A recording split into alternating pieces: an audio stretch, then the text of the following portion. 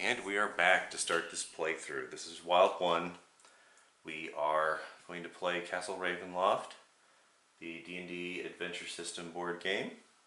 And we're going to play adventure number 2, which I talked about, which is called Find the Icon of Ravenloft. The adventure reads, the heroes must enter the depths of Castle Ravenloft and locate the one chamber untouched by the evil of the place, the chapel. There, the icon of Ravenloft waits to help end Strahd's evil. The goal of this adventure is to find the hidden chapel and recover the lost icon. And it's a 2 to 5 hero adventure. I'm going to be playing with 3 heroes, as I had mentioned before. There's an adventure setup section. Now, what I'm going to do is we'll just learn as we play through the game. So first, we need to do what the adventure setup tells us to do. So there are special components for this adventure, and I have this sort of laid out here. Here are my 3 heroes: Arjan, the Dragonborn fighter, Thorgrim, the dwarf cleric, and Alyssa, the human ranger. And what we need to do for the adventure setup is we set up the start dungeon tile, and then these 2 hallway tiles that are attached here. And if you hadn't noticed in the last video, the introductory video, there were interlocking pieces here, or interlocking edges to each so that they can attach to each other. So now we get to place each hero on any square adjacent to the start tile's stairway. So there's an image here of where you can do this, as it says here. It just says place each hero on any blue square on the tile. And there's the example of the tile there. So any of these squares here. So I have my heroes. So we have our ranger here. We have our Dragonborn fighter. And we have our dwarven cleric. So what I'm going to do is I'm going to put our Dragonborn fighter probably up in the front here. We're going to put our cleric a little bit behind him, I think. And we're going to put the ranger over here nearby. We have to take the chapel tile from the dungeon tile stack and set it aside, shuffling the rest of the tile stack. So what that entails is, this is the chapel tile. We saw this before. I'd shown this to you before. The back of the tile looks like this. All of the tiles need to be oriented in this way, so we can't cheat and figure out which tile is which because of the orientation of the tile. So they'll all be oriented like this with the D&D symbol in the upper left corner. And this is the chapel tile. What we're going to have to do is shuffle this in. So we have that big batch of dungeon tiles that I showed before. What we're going to need to do is shuffle these so that we cannot tell the order here. So shuffling the dungeon tiles is kind of interesting since you can't really shuffle them like you can cards. So I sort of do this. This seems to work pretty well. We just kind of do this here, and then we'll cut them like so. So here are my dungeon tiles that I can use for proceeding through the adventure. Then we have this chapel tile. Well, we need to put this chapel tile at a certain point within the stack of the tiles, because this indicates essentially the end point of the adventure. So when we go back to adventure setup, it explains that we need to take 3 tiles from the dungeon tile stack. So we'll just take these top 3 here. And then what we're going to do is shuffle the chapel into those 3 tiles. So we flip the chapel upside down like this. And then we give them a good shuffle. Do something talk about baseball, whatever might distract me from keeping track of where I've been shuffling these. Just chitter chatter, whatever it takes for me to kind of forget that, oh, that's where the chapel was. I don't remember now where it was. And there you go. So I'll just cut these.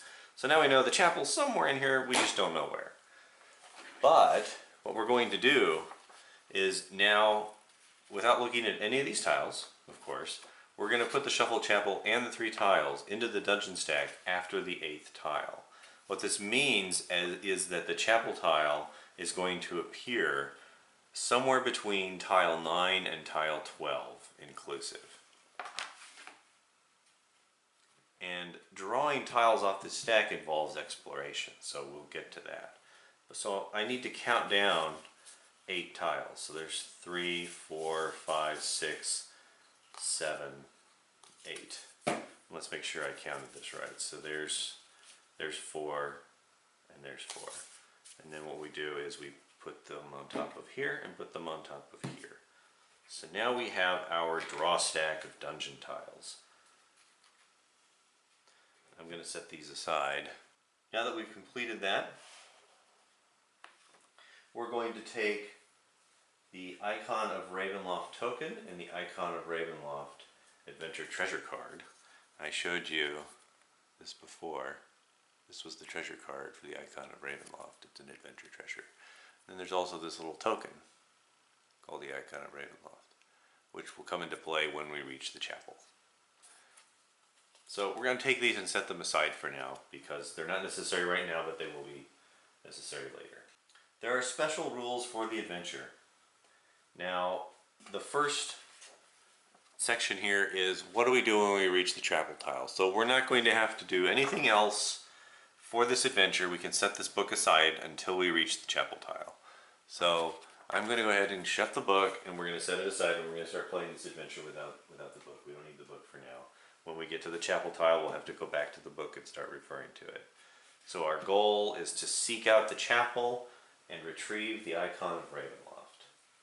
Each of our heroes, as I had shown before, is meant to come with their own set of power cards. So I took the power cards that were recommended in the adventure book for these particular classes. So for Alyssa, our ranger, I gave her a couple at-will powers here.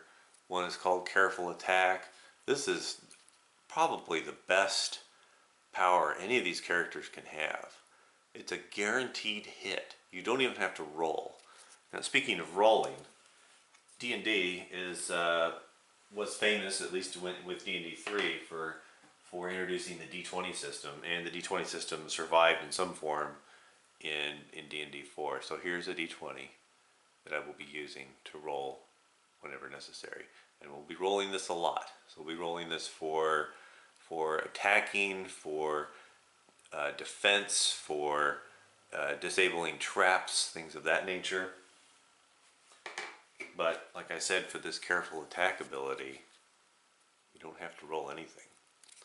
So just as is true in standard Dungeons and Dragons, a natural 20 is a hit. So if you roll 20, it's a guaranteed hit. And then a natural 1 is a guaranteed miss, no matter what. So the other power cards that Alyssa has, there's another one here called Hunter Shot.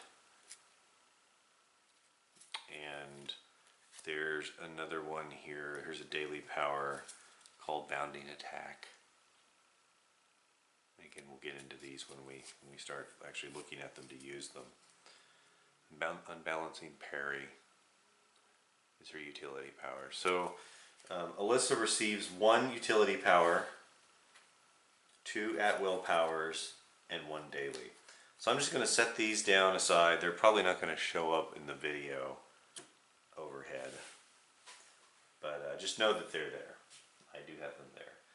Now our cleric Thorgrim, he gets Healing Word by default, so he gets this one.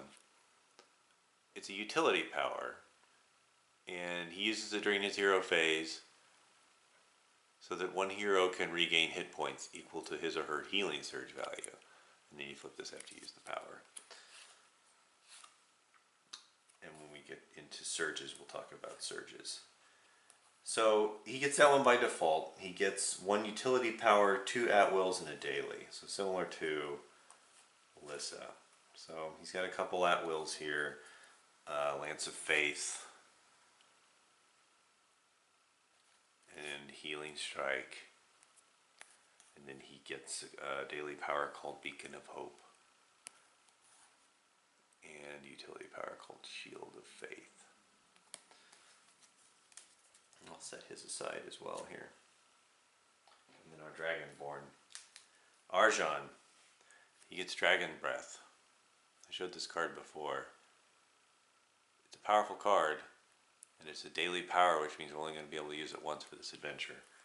In addition, he gets a utility power, 2 at-wills, and a daily, just like everybody else. So he's got a couple at-wills here. He's got one called Cleave. He's got one here called Tide of Iron. He's got another daily power here. This is his Precise Strike. He has a utility power here called Unstoppable. Now we just need to set up a few more things. So we want to give each hero a treasure to start the game. Like I said, I had gone to Board Game Geek to assign values to these, and I had preferred that if I was, let's say, running a campaign, that I would only allow them to choose from the 3 and 600s. But we're just going to follow the rules here, and we're going to pick treasures at random here. So we're going to give these a little shuffle. And then we're going to give each of our characters a treasure card to start out the game with. And then I'm going to put this deck aside. We'll just set it out of the way over here. Let's see what everybody got. So Alyssa received a lucky charm. She gets to use this once. She has to discard after using it. After any die roll, she can use it to re-roll the die. So if she rolls a failure, she can use this if she chooses to do so. Thorgrim, our cleric, received Boots of Striding. It says play this item immediately. What that essentially means is, hey, we're forcing him to put these boots on. So he's wearing these Boots of Striding, and for the rest of this adventure, at the very least, anyway, he gains a +1 bonus to his speed. So his speed is 5, so because of this treasure, he will now have a speed of 6 for the duration of the adventure. At least until this treasure is, for whatever reason, removed from his possessions. And that can happen. So it's possible there's an encounter that could cause that to happen. And then Arjan, our Dragonborn fighter, he got a Glyph of Warding. Now, this is something you use during your hero phase instead of attacking. And what you do is you place the glyph marker on your tile, and the first monster that moves to that tile takes a damage. So it's kind of like a Caltrops kind of a thing. There is a Glyph of Warding marker. I don't have it out right now, but we can grab it if we do end up using it. So here's the treasures that they have. I'm going to put the treasures with their other cards, their power cards. We also need to be aware of their special abilities. This is something that when I've played this game in the past, I always forget about this. They each have those special abilities that I showed. So Alyssa has her Scout ability, which allows her during her exploration phase to explore an unexplored edge on her tile, even if she's not adjacent to it. Thorgrim, our cleric, at the end of his hero phase, as long as he didn't attack, another hero on his tile can gain a hit point, and he can choose. And then our fighter has the defender ability. While another hero is on the same tile as you, he or she gains a +1 bonus to armor class. This is true for any hero that's on the same tile as you. So if you are, let's say all 3 of us right now are on this tile, the other 2 get +1 to their armor class. So instead of 16, Thorgrim has 17. Instead of 15, Alyssa has 16, just because she's on the same tile with him. So we're pretty close to finishing setup, and I didn't really want to go into the turns yet, but let's do one round of play and just kind of get a feel for how this game starts to flow when we play it. So here's the sequence of play card that I talked about. There are 3 phases: Hero, Exploration, and Villain. And the hero phase begins with, if you have 0 hit points, use a Healing Surge token. These are the Healing Surge tokens. Normally, the rules state that you take 2 Healing Surge tokens for an adventure. They also indicate that if you want to make an adventure more challenging, you take only one, and if you want to reduce the difficulty, you take 3.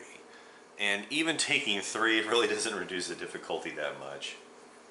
But we have these on standby, and these are used to restore a hero who has lost all health. And that's where the surge values come in. So when a surge is used on a hero who has lost all health, they are restored to the number of hit points indicated by the surge value. So, for example, if Alyssa lost all her health, she has 8 hit points. At the start of her next hero phase, she has the option to use one of these healing surges to restore her to 4 hit points total. It doesn't mean she can't get back to 8, it just means that she's only restored to 4 hit points. And that's what these are for. The other part that makes this adventure challenging, or it makes this game system so challenging, there's a condition for losing that is just, it feels wrong, which is that if any hero dies, you lose the adventure.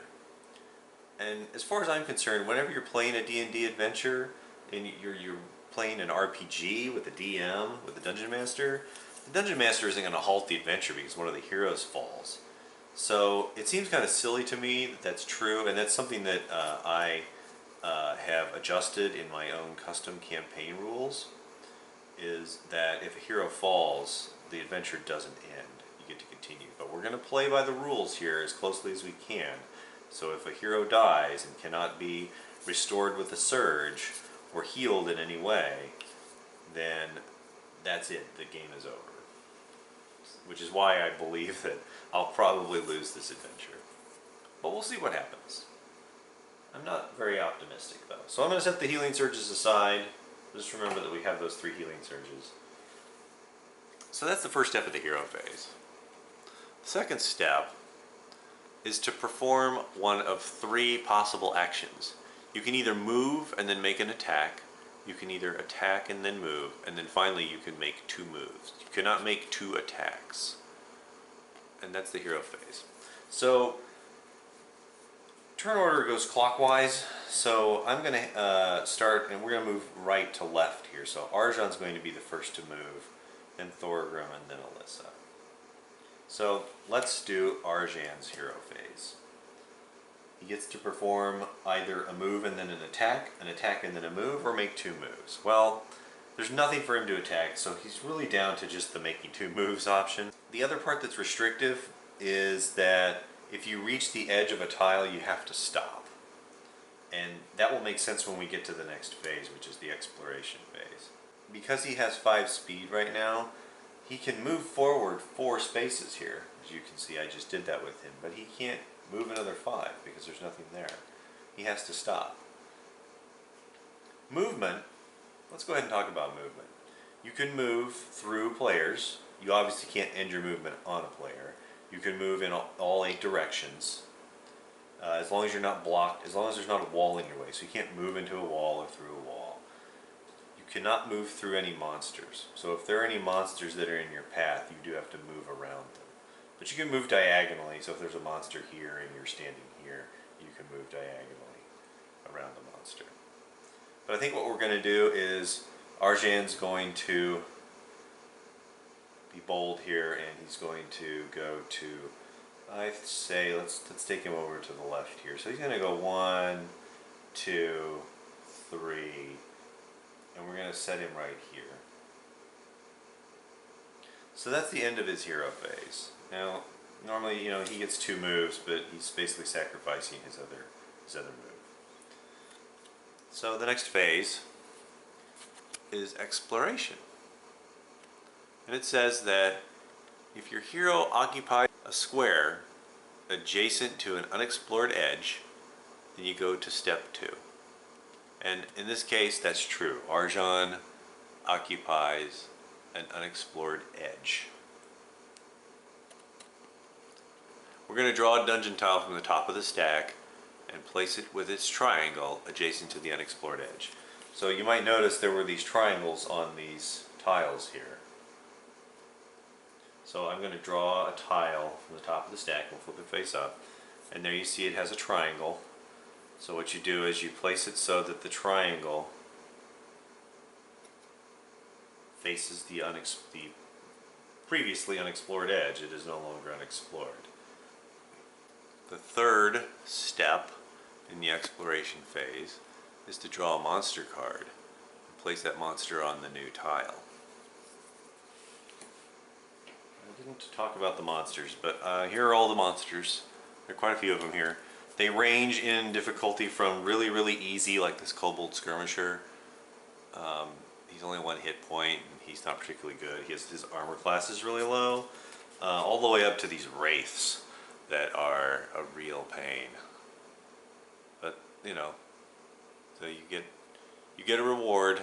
The reward is justified for the suffering you have to go through. So we're going to shuffle these. Something I should have done earlier.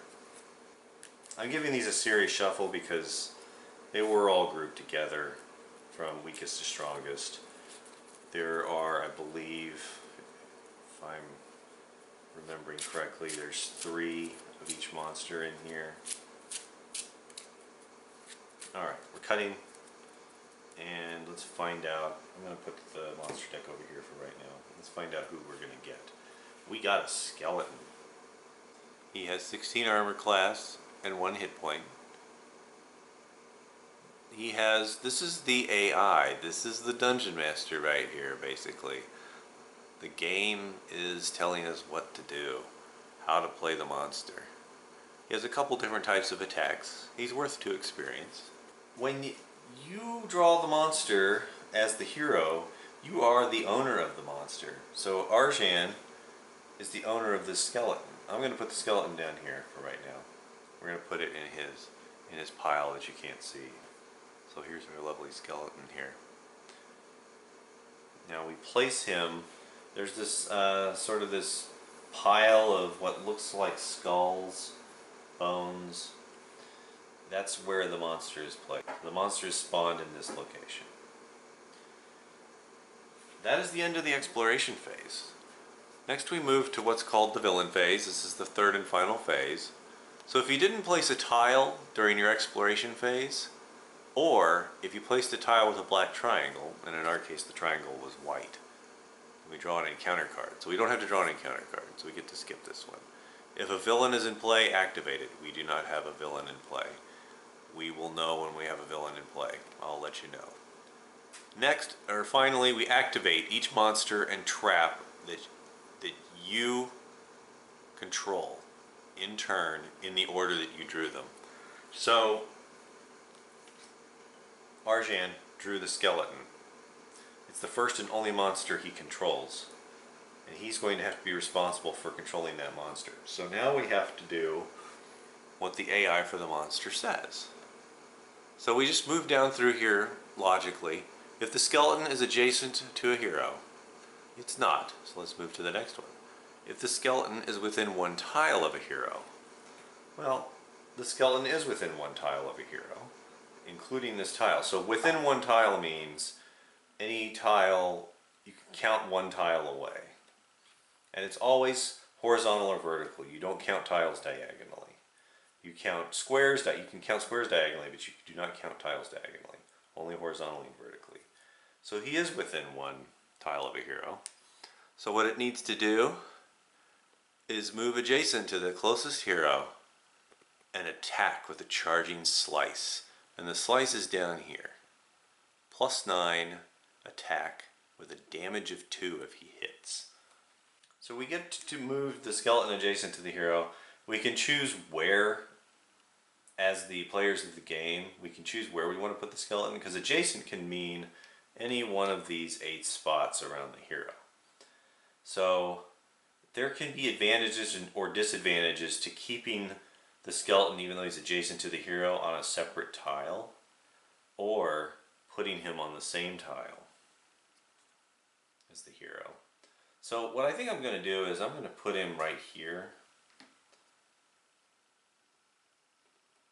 I think that's good enough.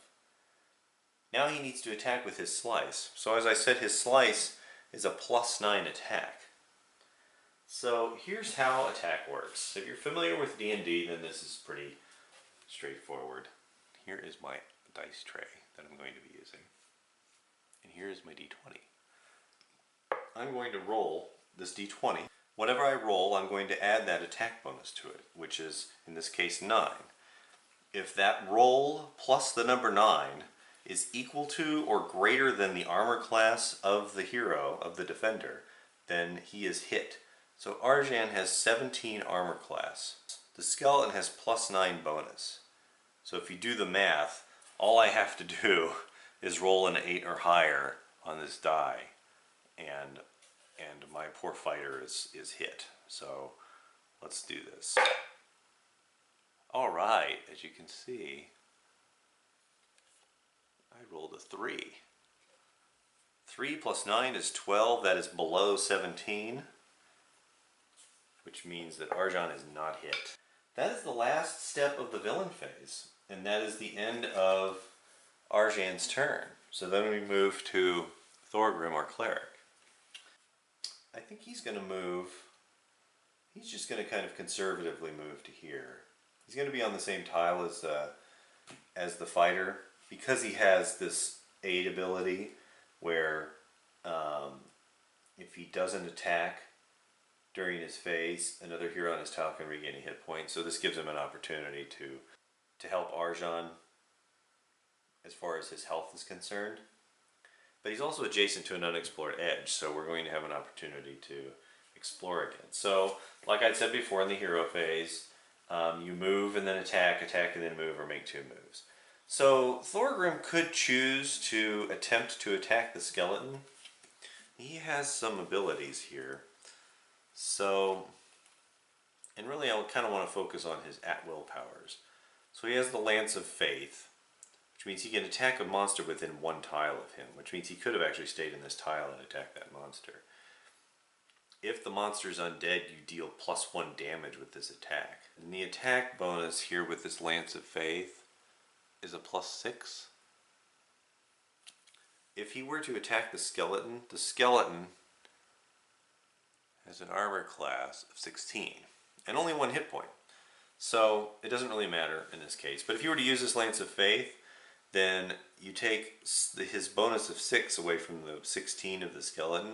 He has to roll a 10 or higher, so slightly better than 50-50 chance that he'll kill the skeleton. Then he has the Healing Strike. So if he so chose, I only moved him forward 1, but he could have moved all the way up to being adjacent to that skeleton, and he could attack it with a plus 8. Now, what's really awesome with the Healing Strike, because he's a cleric, he can attack an adjacent monster. If he hits, he gets to choose a hero within a tile of him, and that hero regains a hit point. And his attack is a plus 8, which is much better. So again, skeleton's got 16. You take the 8 away, it means I have to roll an 8 or higher. So slightly better chance. And those are the 2 at-will powers he has. I would not suggest blowing the utility and daily powers, obviously this early in the game. You want to save those for later in the adventure. So what I think I'd like to do, the other thing to take note of is that, like I was saying about the villain phase, that you activate monsters that you control, which means the skeleton will not be activated again until Arjan's turn. So we can go through Thorgrim's turn and Alyssa's turn before we have to worry about that skeleton again causing any harm to anyone. So I'm thinking actually what I would like to do is attempt the Healing Strike. So we're going to attempt the Healing Strike. I'm actually going to move him up here so that he's adjacent to the skeleton. We're not going to explore, and I'm going to explain what happens because I chose not to explore. But I'm going to choose to move and attack. So I'm going to attack with the Healing Strike. Like I said, the skeleton has an armor class of 16. I have an attack bonus of 8. And we're going to roll it, and I need an 8 or higher. Oh, and I rolled an 8. Look at that. There it is. There's my 8. That's a 16. That hits the skeleton for 1 damage. The skeleton only has 1 hit point and has been killed. So the skeleton dies, and we gain 2 experience as a group. You retain this card as part of a pool of experience points. So the skeleton is worth 2 experience, and we get to keep him in our pool. So I'm just going to kind of set him over here. So he's part of our pool of experience. So we have 2 experience now. As a group, we have 2 experience. What do we get to do with this experience? Well, later on we have the opportunity to level with this experience. We also have the opportunity to cancel encounters. We need at least 5 experience points before we can do either of those things. One requires only spending the experience, and that's canceling an encounter. The other one requires rolling a natural 20 on the d20 during, I believe, an attack. So that ends the hero phase for the dwarf. We now move on to the exploration phase. He's not adjacent to a square. We go straight into the villain phase. Step 1 of the villain phase is if you didn't place a tile during your exploration phase, you have to draw an encounter card. So here are the encounter cards. Now I didn't shuffle these, so we're going to have to shuffle these. Again, I'm kind of behind on this. I should have been doing this. I don't have these sleeved. I'm not too terribly concerned about that. I said before in another video, you know, I don't like riffle shuffle. I don't like when I have to riffle shuffle these cards that don't have sleeves, but I'll do it. And we'll cut. So now we have to draw an encounter. So I'm going to set the encounter deck aside. It's going to be kind of out of the way. You won't probably see it. But trust me, it's there. It's face down. And we're going to draw an encounter. And we've drawn a trap. Sliding walls. So what I will have to do is go dig out the sliding walls trap. There is a marker for this. And here is the marker for the sliding walls. It says roll the die for each hero on this tile and place that hero on a tile within 1 tile of this trap in the direction indicated by this marker. If the direction rolled is a wall or an unexplored tile, the hero takes 1 damage and remains on this tile. And to disable, you must roll a 10 or higher. Sliding walls basically explains in detail what needs to be done. So there's some flavor text here that says, you hear the grinding of stone against stone as the walls separate you from your allies. So we need to place the sliding walls marker on the active heroes tile. So this is the active heroes tile right now. So we'll just put it over here in the corner. And if that tile already has a marker, we discard the card and draw a new encounter card. So if we'd already had some kind of marker for something else, whether it was a trap or whatever, then we would just draw another encounter card and discard this one. So we have to trigger the trap during our villain phase, which is noted in the villain phase instructions. So it's actually the 3rd step. You activate each monster and trap you control. So Thorgrim controls this trap. So this trap will go along with Thorgrim. He will hang on to this trap and have to activate it. So you trigger it during your villain phase. You roll the die for each hero on this tile and place that hero on a tile within 1 tile of this trap, indicated by the direction of the sliding walls marker. The sliding walls marker, I don't know if you noticed, there are numbers on the 4 corners. There's a 1 to 5 on the top, there is a 6 to 10 there, there's an 11 to 15, and there's a 16 to 20. So based on the roll, that tells us where we need to go with them. So let's go ahead and continue here with our villain phase, and then we'll get to that here in a moment. We activate each monster and trap we control. So now we're actually going to activate this. So for each hero on the tile, I need to roll a die. So I'm going to start with Arjan, our Dragonborn fighter. We're going to roll a d20. And we rolled a 7. The 7 is right here. Now, if the direction is a wall or an unexplored tile, the hero takes a damage and remains on the tile.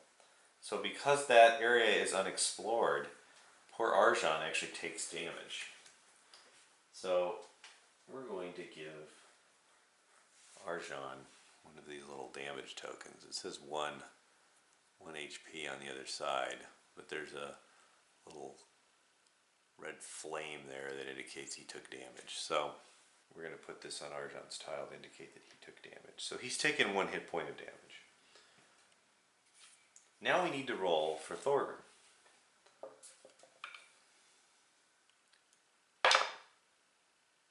We rolled a 20. Look at that. Alright, so a 20 is over here on the left. We need to put Thorgrim over here. So all I'm going to do is put Thorgrim, let's just put him, I don't know, put him like right here.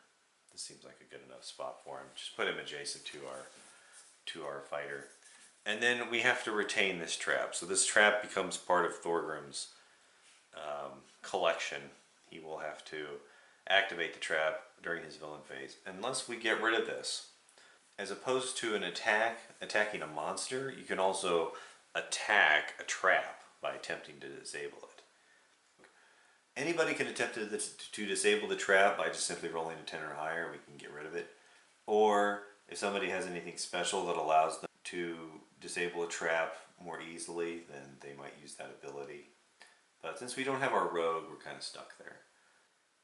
And that's the end of Thorgrim's turn. So now we move to Alyssa. After we finish Alyssa here, I'm going to stop. We're going to go ahead and stop the video because this is taking a little while to kind of get through the beginning here, since we're sort of going through a tutorial of what happens when you play the game. So Alyssa is here. We go back to the hero phase, the first phase in the sequence. And she gets to move and make an attack, and then move or make 2 moves. I think I like the idea of her making a move. You know what? I did not take the skeleton off the board. So the skeleton was killed. We did kill that skeleton and gain 2 experience, so we need to take the skeleton off the board. I'm glad I remembered that. I considered it to be a threat. I was about to have Alyssa actually move and fight the skeleton. But the skeleton is already dead, and we earned our experience for doing so. So, she's going to move. I think I should have her move perhaps here. I think she should move here. We're going to explore this, but before I explore, I'm going to attempt to disable this trap. So we're going to roll a die. Now, just because the trap is here doesn't mean you can't stand on the trap. So you can still stand on the trap. It's not blocking anything in particular. It's just here as a marker. So, but we're going to put her here anyway. I'm going to have her stand here. So her second action here is to attack. So her attack in this case is trying to disable the trap. So she just needs to roll a 10 or higher. Let's see if she can do that. And look at that. She rolled a 16. Guess what? That disables the trap. It's gone. Woohoo! Super exciting. That means we get rid of that, and we get rid of this as well. Now, as far as I understand it, when you disable traps, you don't get to draw a treasure like you do when you defeat something like a skeleton. And again, that's something else I forgot to do. Wow, I'm forgetting to do several things here. So we're going to put this trap aside. We're actually going to make it part of the encounter deck's discard. But we're supposed to draw a treasure when we defeat a monster. So it was Thorgrim that defeated that skeleton with the healing strike. So we need Thorgrim to draw a treasure for himself. So like I said before, I have a treasure deck. So there's a deck of actual physical treasures here that I had shuffled. And there's a kind of out of view right now. And then I have these treasure cards that are from all the games that include blessings and fortunes. And this is the only part where I'm really going to deviate from the official rules. What I like to do is roll a d4, and on a roll of a 4 we actually take a treasure, and on a roll of a 1 to 3 we get a blessing or a fortune. So we have a D4 here, as you can see. This is actually what's known as a 444. I don't know if you've seen these before. There's a company called Double Six, which developed 12-sided dice, but they double up the 1 through 6 values on it. And then they also build these 444s, which triples the 1s, 2s, 3s, and 4s that are on the die. And what this does is add some better randomization. If you've ever rolled a D4, you know D4s are not particularly good at rolling a good, random roll. They tend to just clunk and then land on whatever base, because it's such a wide base.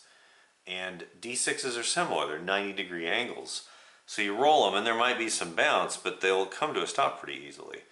D12s, however, and better so for D20s, have these really, obtuse angles here.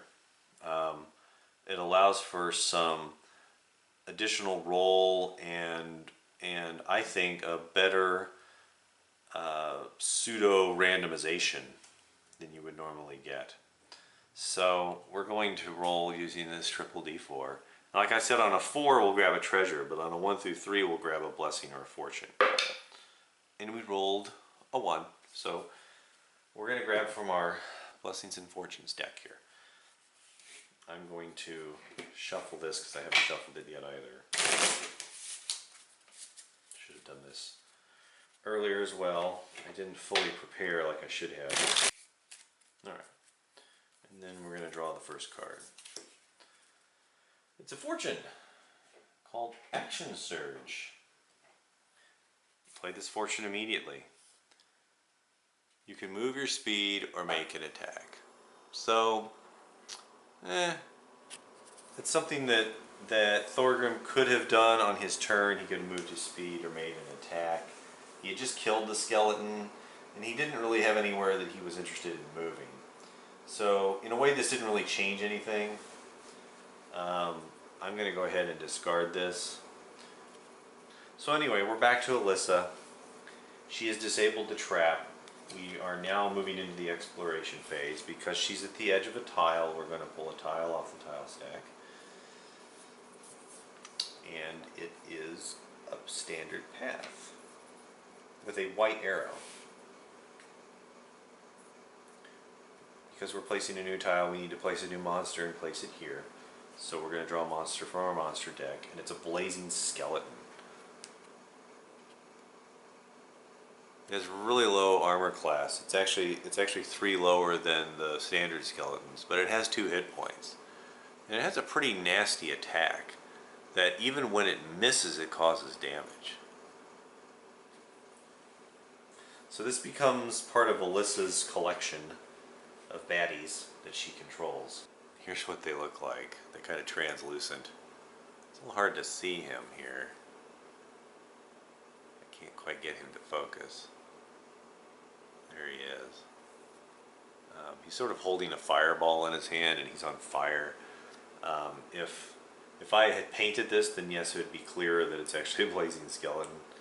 Of course, it tells you on the bottom here that it's a blazing skeleton. There you go. Boom. In case it was unclear. He goes right here. And that's the end of the exploration phase. So now we go to the villain phase. If you didn't place a tile, or if you placed a tile with a black triangle, we did not. We placed one with a white triangle, so we don't have to draw an encounter card. There are no villains in play. And then we activate each monster and trap we control. She controls the blazing skeleton, so we have to activate it. So we're going to use its AI to determine what to do. And again, we follow through here. And it's basically called tactics. So this is what the skeleton does when we activate it. So if it's within a tile of a hero, well, it is. It attacks each hero on the closest hero's tile with a ball of fire. Now, the blazing skeleton does not move here. So if it was 2 or more tiles away, it would move. But in this case, it's not. It's just going to stay where it is. It's going to attack by ranged attack. And it's going to attack each hero on the closest hero's tile. So the closest hero is our ranger, which means these 2 are going to suffer an attack. And I'll have to roll for both of them. I'm going to roll for our ranger first. And the Blazing Skeleton attack bonus is a 7, plus 7. Alyssa's armor class is 15. She is in the same tile as Arjan. Arjan's defender ability gives her a +1 bonus to her armor class. So she actually has an armor class of 16 right now. 16 minus the 7 bonus is a 9, which means if I roll a 9 or higher, I'm going to suffer 2 damage, or at least Alyssa will. If I roll less, then she'll still suffer 1 damage, even on a miss. So let's roll. Rolled an 11. Well, unfortunately, it's high enough for her to suffer 2 damage. So we're going to give her a couple damage here. Or Alyssa just got wounded. She's down to 6 hit points. Now we need to do the same thing to Arjan. So again, we roll. Arjan has 17 armor class. Minus 7 is 10. I have to roll a 10 or higher. I don't want to roll a 10 or higher. I rolled an 18. So, I'm sorry, I actually did roll an 18. It moved there. But I did actually roll an 18 there. So, Arjan takes 2 damage as well. Not looking good. Like I said, it's a very challenging game. It's very easy to get hurt in this game. So, this concludes the villain phase. This concludes Alyssa's turn, and this concludes the first round of play. So, at the end of the first round of play, we have Arjan down to 7 hit points. Thorgrim is fully healthy at 8. Alyssa is down to 6 hit points. We have 2 experience from a skeleton. We have a blazing skeleton in play under Alyssa's control, so it will not activate again until we reach her turn again. And that's basically the status of the game at this point. We've only pulled 2 tiles. We know that somewhere between tiles 9 and 12 is the chapel. So our top priority is exploring and drawing tiles so we can get to that chapel. So I hope you join me when I continue this in the next video. Maybe we'll go through a couple, 3 rounds in the next video rather than just going through 1 round in this one. I know there was a lot to talk about, a lot of sort of ongoing tutorial here as I play the game. But I hope you found this informative, and I will see you next time. This is Wild One signing off.